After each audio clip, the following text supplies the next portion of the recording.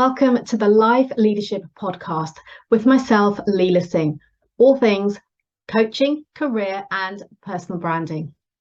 This podcast is for ambitious career professionals like you, wanting to create a life of choice and freedom, to be, do and have more through overcoming limitations, to develop new perspectives and insights, and to redefine your success, be that in work, health, relationships, and so much more.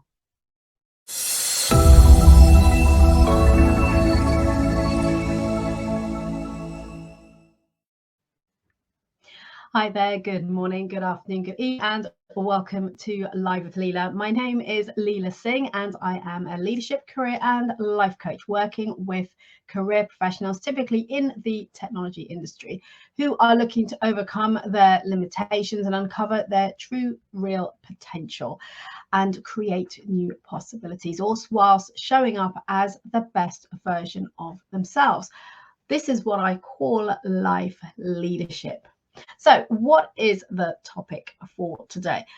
I am focusing on getting you over the line. In other words, the 5 key strategies I would like to share with you that will enable you to secure your next role. So let me ask you this. Are you finding yourself struggling in the job market?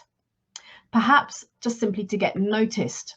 Maybe it's to secure your first interview, or possibly you're even making it through all of the interview rounds and only to find yourself at the last hurdle picked at the post.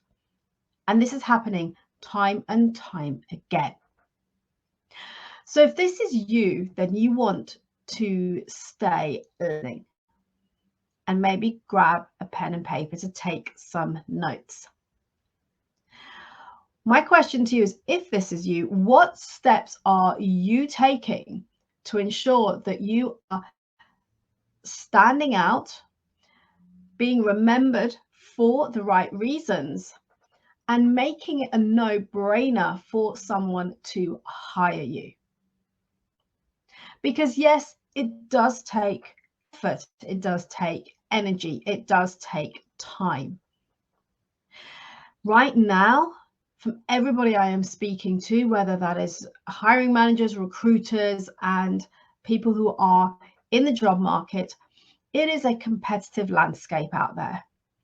There are 100+ applicants for one single opportunity, and there is a challenging filtering process.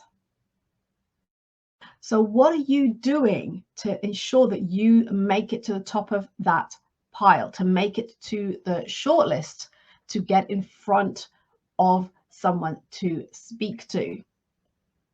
Because here's the thing, it might be that in the past you've done the bare minimum and you've always secured that next role or that next promotion, and it's been relatively easy and straightforward. Perhaps, not even a lot of time updating your CV, but you've had a few conversations, you had a couple of interviews, and lo and behold, you got a great offer.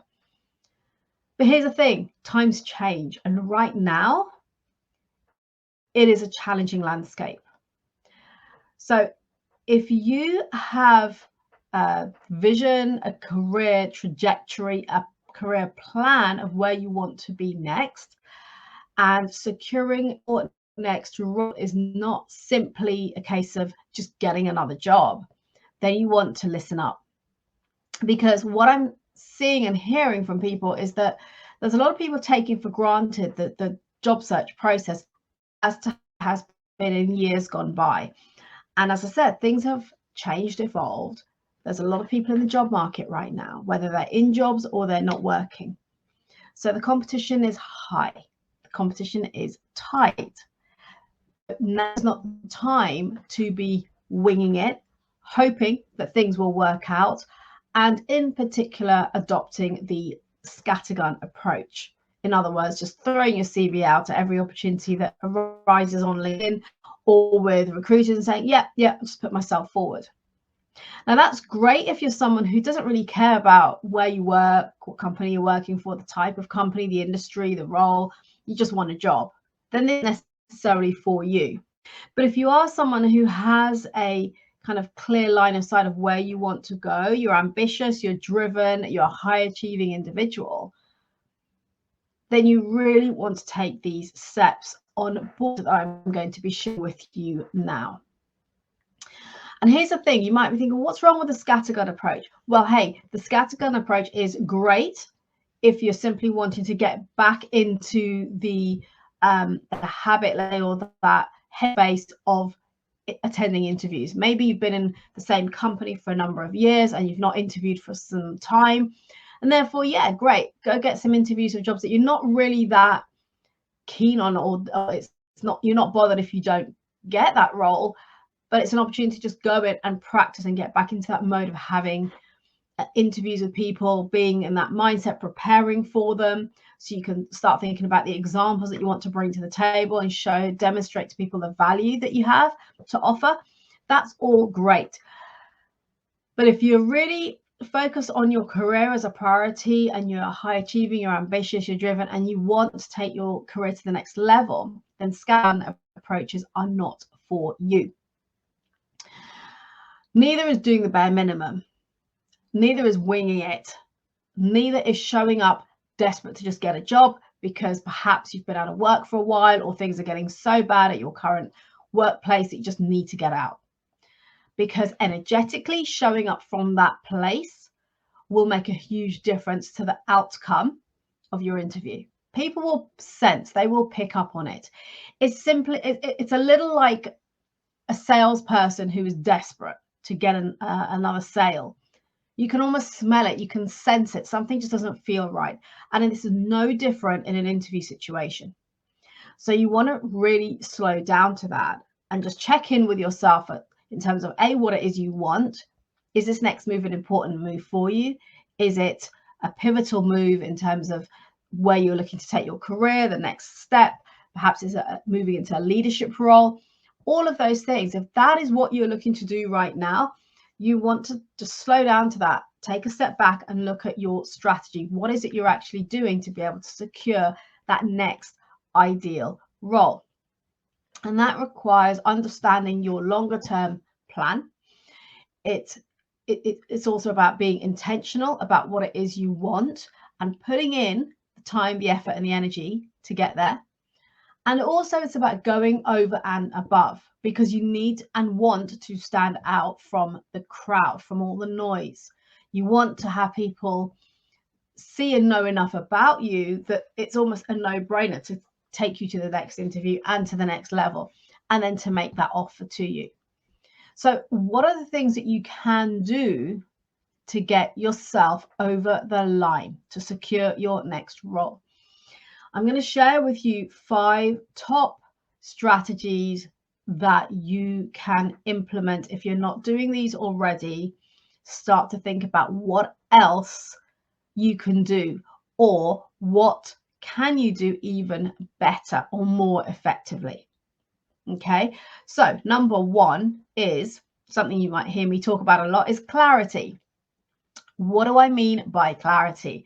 Well, here in this example, what I mean is getting clear on the kind of industry that you want to work in and why, the type of company that you want to work for. Is it an SME? Is it a global conglomerate? Is it a smaller limited company that's more established? What is it you're looking for and why?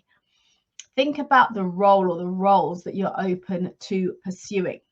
You don't have to limit yourself to just one thing.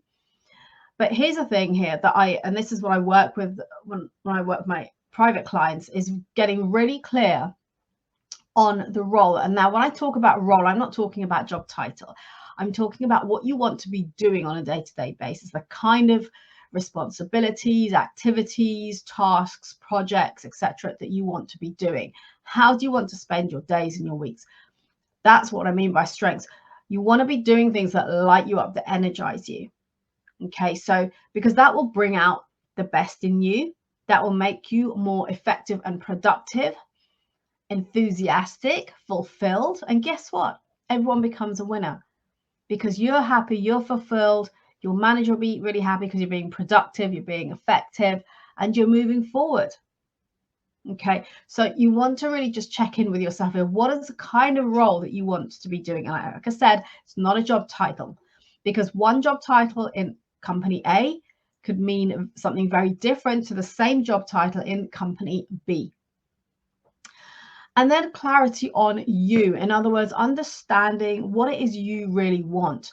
Where does your career fall as a priority in your wider life? So you might have a young family, you might be a carer for somebody in your family. You may have other priorities right now, whether it's your health, it's your social life, it's whatever it is, moving location, moving home. There could be a number of factors at play. So be really honest with yourself. Is what is the priority for my career right now? Because it may be that it's not a priority. And actually, whilst maybe 5 years ago it was, yeah, I want to be in a leadership role, I want to be an executive, I want to do this, I want to do that. It might actually be things have changed and evolved. So just slow down and be honest with yourself. Where is it you want to go? What is important for you right now? What is the right step that you want to be making to take you to where you want to be longer term? So all of this is about getting clarity about what you want, what you're looking for, what you want to be doing, and about yourself. Also checking in with your own values as well as your priorities, understanding, again, when you're clear on your values, your personal and your work values, this will help to make decisions so much easier.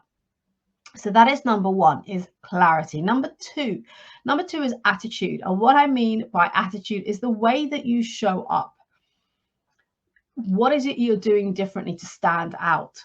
It's about mindset. It's about having that confidence and that self-belief, because you want to be exuding that. And that's not about faking it till you make it. That is about doing the inner work to really hone your confidence levels and your levels of belief in yourself, in your abilities, and in the value that you have to bring to the table. So again, check in with yourself. Where are you at on a scale of 0 to 10 when it comes to your levels of confidence, when it comes to your level of belief in yourself? And if you're struggling with that, maybe reach out to people in your network, in your professional network, and just ask them for some feedback of how they see you, because inevitably that will raise your levels of confidence when you hear about actually how well you do come across, about the quality of the work you produce, how productive, efficient, successful you are in your role, your current role, your previous roles. So if you're struggling to dig deep and find that for yourself, ask people who you trust around you in your circle to support you with that. Also, remember, when I talk about attitude, it's about going over and above. What is it you're doing? How are you showing up? If we're in a competitive landscape right now, you want to be able to stand out. You want to be remembered. You want to be doing something different that has people thinking, yeah, I really want to speak to this person. I want to get them on the phone or get them in front of me and have an interview conversation with them. So think about what you can do to stand out from the noise. And why I'm sharing this is because it's very easy to just, if you've been in a situation previously where it has been pretty easy to secure interviews, to get job offers, then that's great. However, today, if you're struggling, know that things have changed. The landscape is different. It's more competitive. There may be less roles in the field that you're looking in or at the level that you're looking at. Therefore, you've got to put in more effort. If you want that role, what are you going to be doing differently? What are you going to be doing over and above what most people are doing? Number 3 is presence. And here what I'm talking about is your non-verbal communication. Often people believe that because they're really good at speaking and getting on with people, they forget about actually how they're showing up before they've even started to speak, before they've even uttered a word. So think about your non-verbal communication. And this includes things like your posture, your stance, how you carry yourself when you walk, when you sit. Is it with an air of confidence and authority and certainty in yourself or not? Ask for feedback from people you trust around you, or check yourself out in front of a mirror and just notice how you're standing when you're not thinking about it. And then tune into, okay, how can I show up with a level of gravitas when I walk into an interview?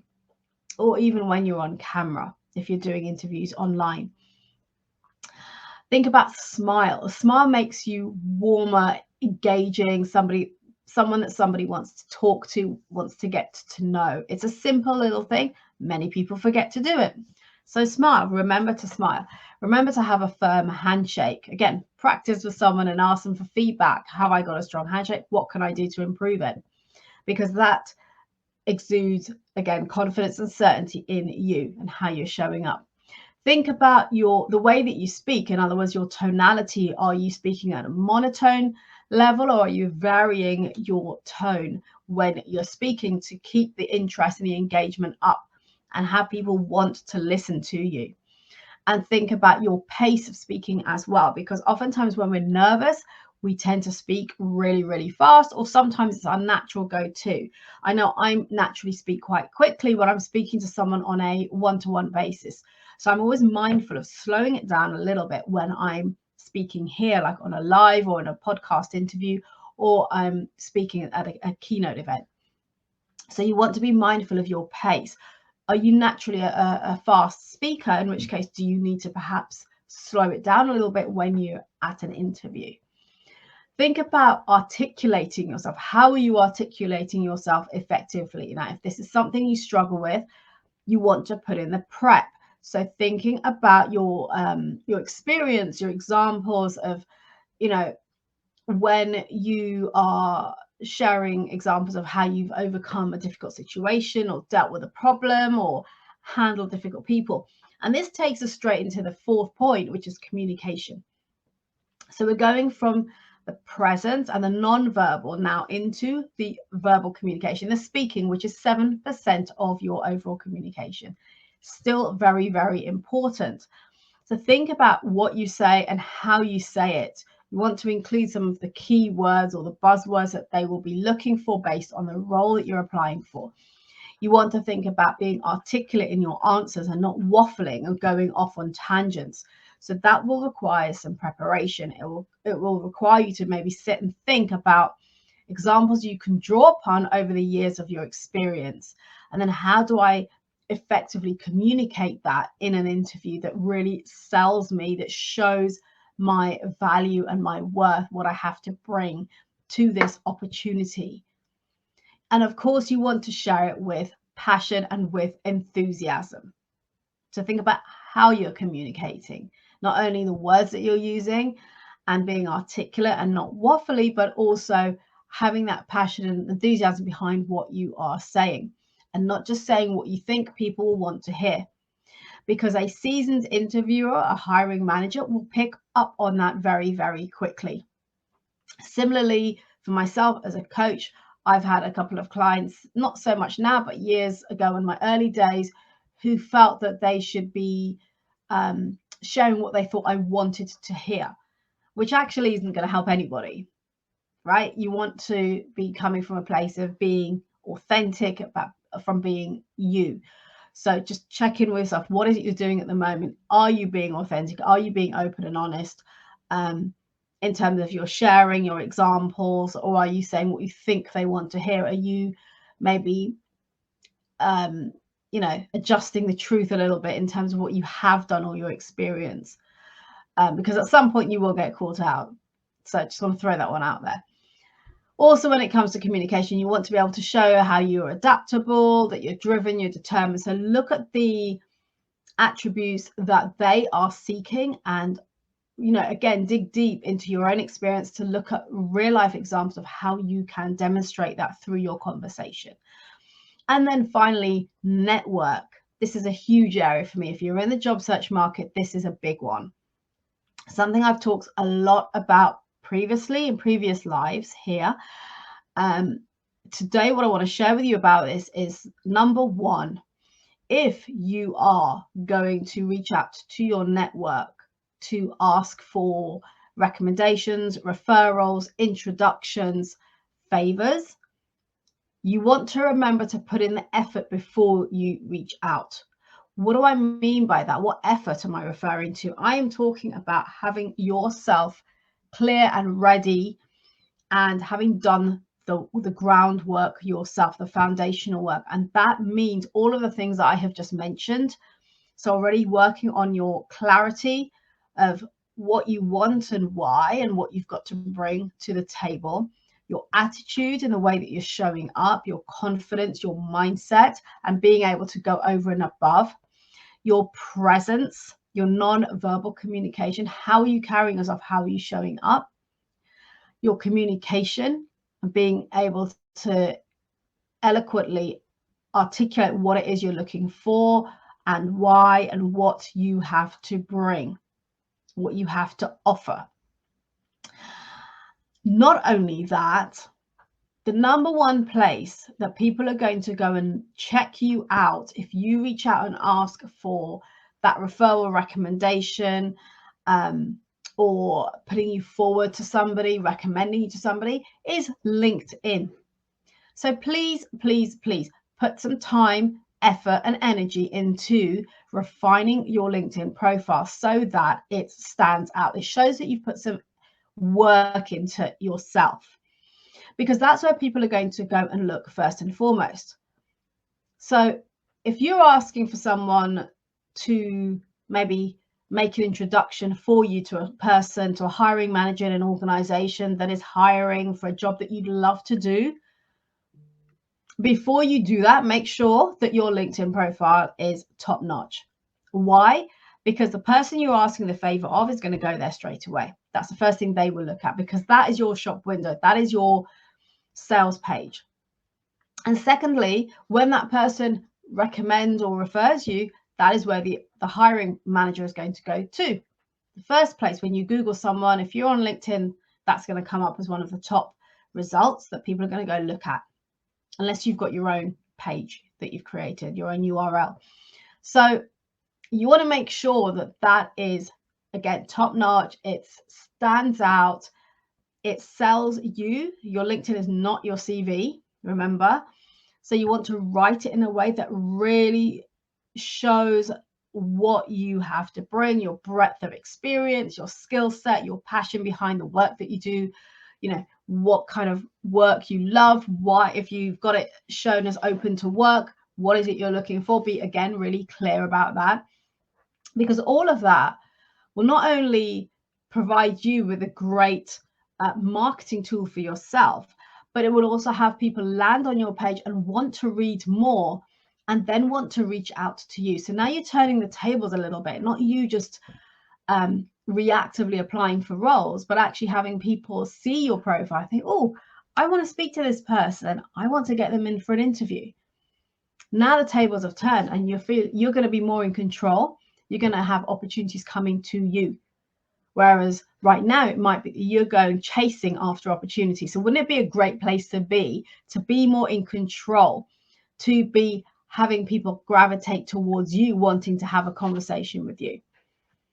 So give some thought to that. LinkedIn is really important in today's landscape and the environment we're in. That's where people will go look. So please do not go and ask for referrals, recommendations from people until you've put in the groundwork, you've done all the things that I've mentioned, as well as nailing your LinkedIn profile.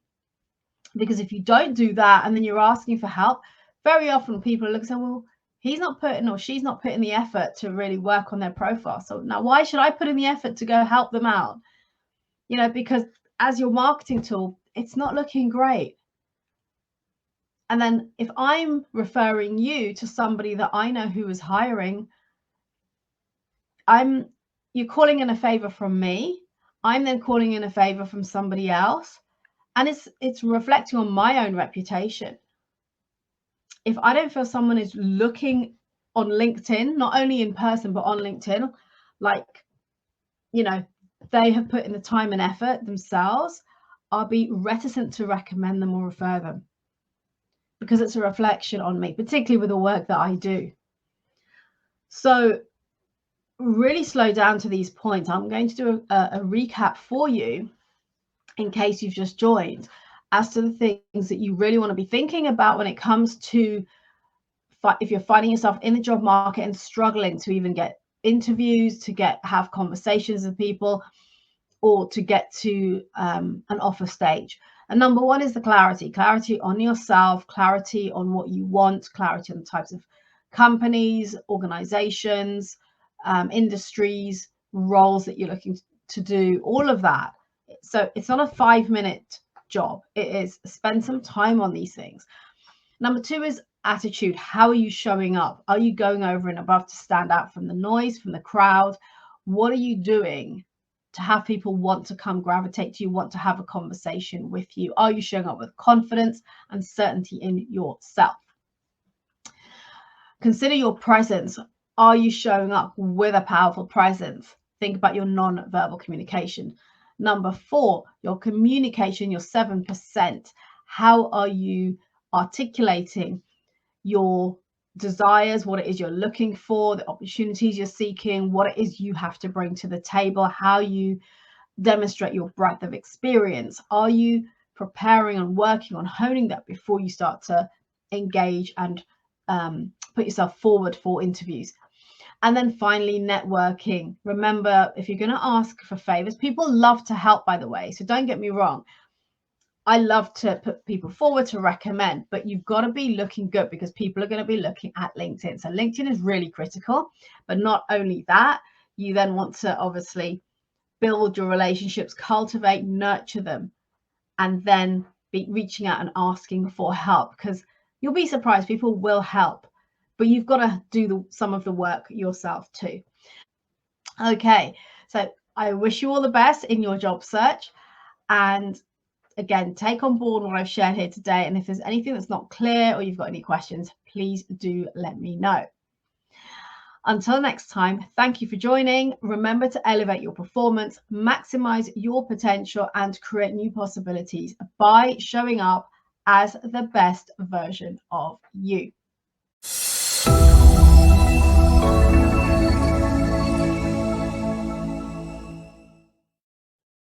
Thank you for listening. Please subscribe to this podcast if you haven't already done so.